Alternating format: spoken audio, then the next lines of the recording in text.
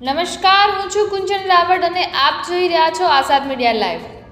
Amreli LCB ટીમે લૂંટના આરોપીને પકડી પાડવામાં મળી સફળતા।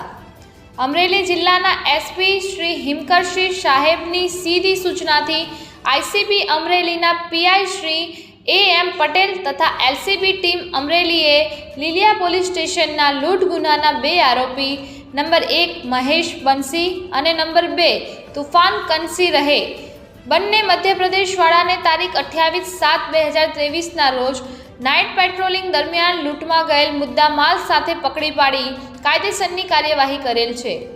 આ લૂંટનો બનાવ ગત ફેબ્રુઆરી મહિનામાં અમરેલી જિલ્લાના લીલિયા તાલુકાના ગોઢાવદર ગામે રાત્રિના ફરિયાદીની વાડીએ ફરી પોતાના ઘઉંમાં પાણી વાળતા હતા ત્યારે આરોપીએ આવી માર મારી ખીચામાં રહેલ મોબાઈલ અને રોકડ રકમ મળી કુલ ₹8,700ની લૂંટ કરેલ હતી। એસપી શ્રી હિમકરસિંહ સાહેબે પત્રકાર પરિષદ બોલાવી અમરેલી એલસીબી પીઆઈને તથા ટીમને અભિનંદન પાઠવ્યા હતા। રિપોર્ટર વાડિયાભાઈ ખુમાણ, આઝાદ મીડિયા લાઈવ, અમરેલી।